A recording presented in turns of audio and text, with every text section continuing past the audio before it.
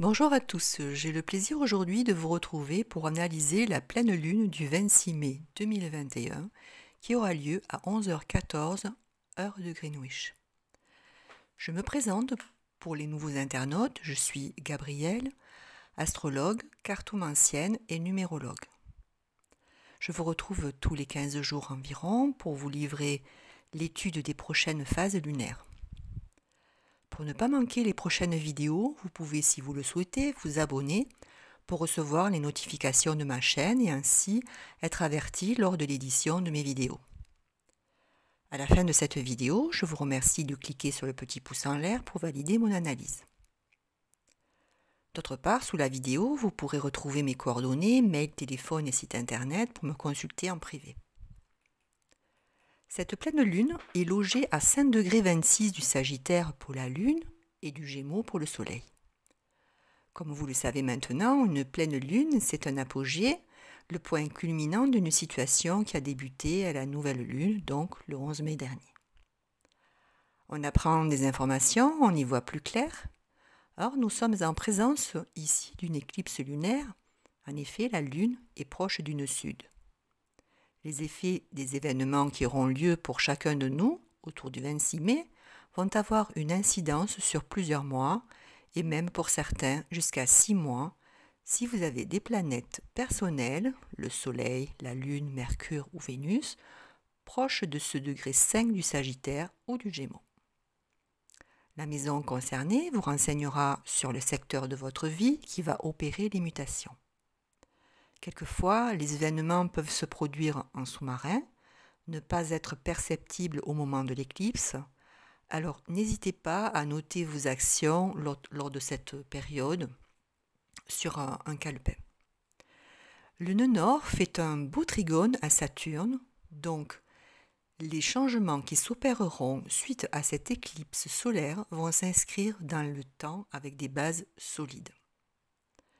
Donc avec cette éclipse, c'est une pleine lune avec une forte énergie, d'autant que nous avons un stellium, c'est-à-dire un amas planétaire en Gémeaux, avec le maître du Gémeaux Mercure dans son signe. Donc une puissance décuplée des caractéristiques de ce signe, soit la curiosité, la mobilité, l'adaptabilité, la vivacité, la liberté. Le mental est en exergue, les idées créatrices, les déplacements nombreux, les informations circulent, l'envie d'apprendre de nouvelles connaissances, de se relier. C'est léger, volubile, on recherche l'amusement, les enfantillages. En tout cas, le nœud nord nous y invite. Cette pleine lune fait un carré à Jupiter, donc attention aux conflits, aux contraintes au cours des négociations de contrats ou toute remise en question. On pourrait par exemple accepter des propositions mirobolantes qui pourraient s'avérer illusoires. Nous allons manquer ici d'esprit critique et souffrir d'un excès de confiance aveugle. Tout ce qui brille n'est pas d'or, à bon entendeur. De plus, les contingences matérielles deviennent pénibles, elles exigent de faire des efforts et on ne le supporte plus. Les sacrifices nuisent à notre bien-être. On peut multiplier les relations, les expériences, les activités dans le but d'avoir de la reconnaissance, mais finalement, la satisfaction n'est pas au rendez-vous. Le conseil ici est de prendre du repos. L'amour avec Vénus en Gémeaux nous pousse à multiplier les expériences, encore une fois de la légèreté, du jeu, des échanges verbaux, physiques, des week-ends en amoureux, mais avec Neptune dissonant, il sera difficile de s'engager car nous pourrons manquer de clarté, de réponse à nos questions. Et donc il est conseillé d'attendre avant tout engagement sérieux.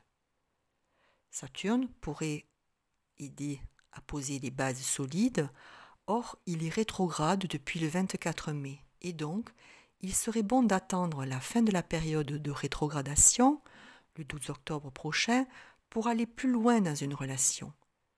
Cette période est à mettre à profit pour se questionner, évaluer la relation, elle est nécessaire. Nous pouvons aussi appliquer ces instructions pour tout engagement financier à long terme, car les propositions de placement, d'achat, de vente pourraient se multiplier. D'autant que nous avons un carré entre Neptune et Mercure qui nous demande d'être très prudents dans les affaires, car il y a le risque d'être dupé, voire volé. En effet, il nous manque la perspicacité, la lucidité, les situations manquent de clarté. Jupiter, lui, va nous aider car il est trigone à Mercure. Donc, si vous avez des décisions à prendre, qu'elles soient relationnelles, financières ou sociales, mettez un cadre à vos contrats, consultez les lois en vigueur, demandez conseil à un homme de loi qui vous aidera à voir clair et à éviter les désillusions. Qu'en est-il de Mars et de nos actions, notre énergie ? Une opposition avec Pluton et un trigone à Neptune. Les situations agressives pourraient dégénérer en révolte collective ou personnelle, car Pluton apporte son lot d'angoisse, la peur de l'inconnu, mais aussi de la manipulation. Heureusement, nous sommes soutenus par Neptune en Poisson, qui nous apporte l'intuition, les pressentiments, mais aussi la foi, je dirais même la providence à travers un élan du collectif. En conclusion, sur cette quinzaine et pour certains les mois qui viennent, nous aurons l'opportunité à travers les rencontres amoureuses, des associations, des échanges relationnels, une communication sous toutes ses formes, de retrouver la liberté. Malgré la toile de fond encore présente, faite de transformations longues et profondes, nous progressons et nous nous libérons peu à peu de nos chaînes.